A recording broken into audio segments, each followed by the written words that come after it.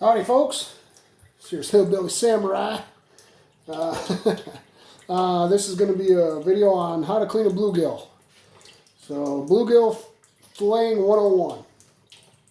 This here's the second biggest. I already did a few, but this is the second biggest bluegill I caught today. I'm going to do one real quick just to show you how fast it can actually go. You don't need electric knives and all that stuff. So here we go.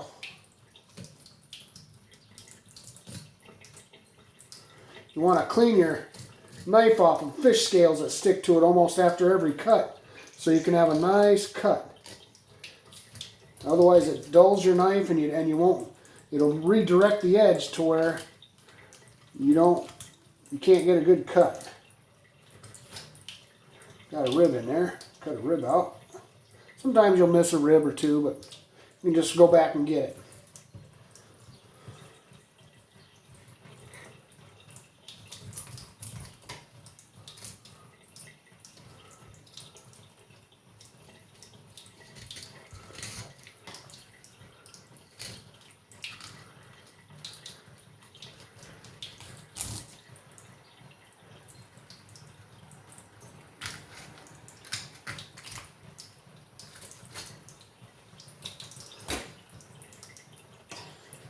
Yeah, you're going to take your bigger knife to get the meat off the skin.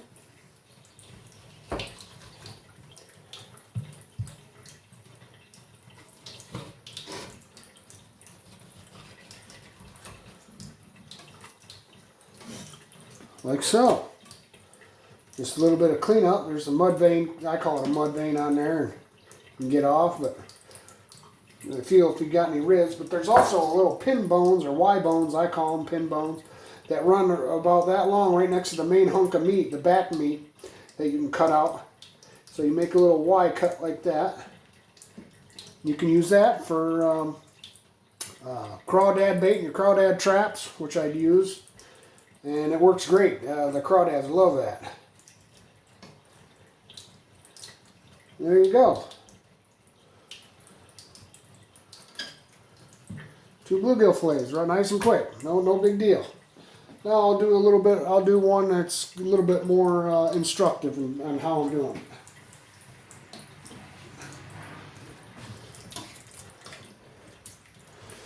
Okay, you want to start with the head to your left. This one is about a 9-inch, 8 3/4 inch bluegill, which is pretty good bluegill. Good eaters. You want to start with the head to your left and the spine facing you. You make your first cut behind the gill plate, behind the ear flap there, this black little ear flap, and the dorsal fin there. Just make a cut. And some people cut all the way to this fin, like just one cut like that, but I like to turn my knife around and just finish the cut like so. Cleaning them scales off. Then you come back to where this back meat meets the tail, the beginning of the tail where these fins are, and you stick your knife in about a 1/4 inch, no biggie, and you run your knife along the spine there, or the top part of the back, and then you can get your thumb in there. It's important that you get your thumb in there because it pulls the meat away as you cut, and your knife edge just finds the area where it needs to be, unless there's a scale on there, and then it'll redirect your edge. But you make a cut along the ribs, top of the ribs there. Then you come back to the end of the ribs where the ribs stop.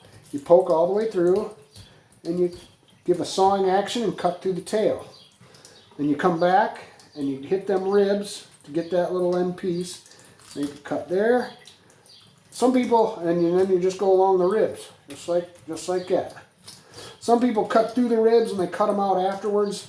I don't do that. I just take my knife and go along the rib. Then you want to flip your fish back over to the other side to the right. And sometimes you can turn the fish like that. Kind of helps. Your fish is going to be moving around all the time when you're doing this. But if you're not getting to where you need to be and you're getting stuck, your knife is stopping inside the fish, cutting, you just turn your knife just a little bit either way to change the angle of your edge, and it will find its path that it needs to go along the bone and muscle. Get your thumb in there. See, I went from the head this way instead of going from the dorsal fin that way, or the back to the front. On the other side, when the fish's head is to the right, you start this way. It's just easier that way. I don't know why, it just is. Then you go along the rib till your knife hits the ribs like that. Then you get to the end of the rib cage. Poke your knife through, all the way through. Sawing action, out the tail. And it's good to go. Then you're changing your knife edge to go around the ribs. Just like so. Like that. Thank you for taking me, Carl. No problem. I have total respect for these fish, but you gotta love it. They're feeding my friends and my family, and I'm just really grateful for being able to do that. Now, getting out these Y bones without taking the skin off first, you just make your Y cut like you would before. This dulls the tip of your knife a little bit because you're running on the back side of that skin. But when you take the flesh off the skin, that little piece comes off.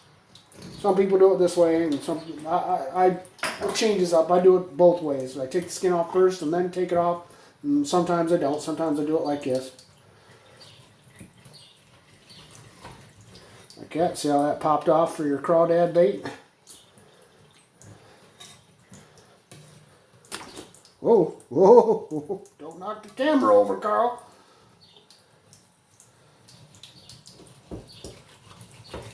Just like so. Oh, little piece of skin left on there.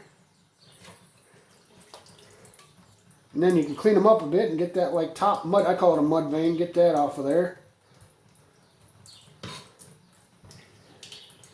If there's anything left of the poop chute, you want to cut that out. That's a good idea. There you have it. And you got your fillets, and you just continue on until you're done. Throw them in there. So, a lot of people say, "Oh, doing a fillet in a big bluegill or a big panfish, that's easy stuff." Well, you can also do it with the little ones. I'll do it real quick with the little one. Where are you? Where are you? Here you go. This one's a little bit smaller. This one's only probably about 7.5, I would say. Yep, 7.5 inches. And it's a good idea to not always take the biggest bluegills out of the bunch because they're the most prolific breeders, and they keep the colony strong, and they help the females lay tons of eggs. They're the biggest breeders. So it's good to take the smaller fish. You know, you don't always have to take the giant bluegills and fillet them out and eat those just because you want to be Mr. Billy Badass and say you got big fish. Well, it's better for the overall environment and the colony to keep the smaller fish. You can keep a few big ones. I do. Like I had a 9-incher in here I kept, but I threw a few 9-inchers away today. Not in the garbage, but back in the lake, so they could breed and all that. But this is a smaller one. I'll show you how it goes real quick. Not much too much instruction on this one. Get in there.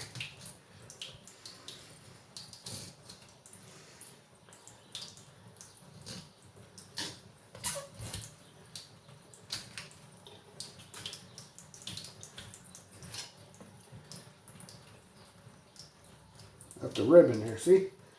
Rib.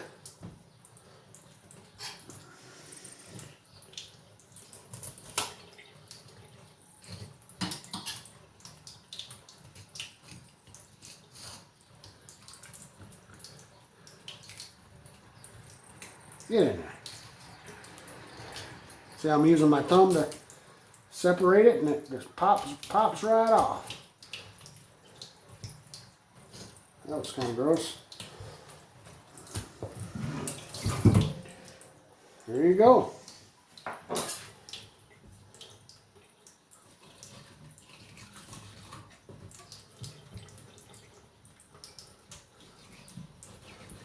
Our limit here is 25 bluegills. That's our limit, and it don't take long at all to clean 25 fish. It's part of the poop chute you want to cut out of there. Got the rib bones out. Or the pin bones, I call them.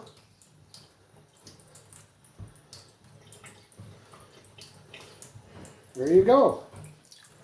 You can also take the carcasses that you use and put them in your garden, which is great. Lots of phosphorus, potassium and phosphorus in the fish carcasses for your garden, or flower bed, or whatever, what have you. But there you go. Panfish cleaning 101. God, family, friends, and country.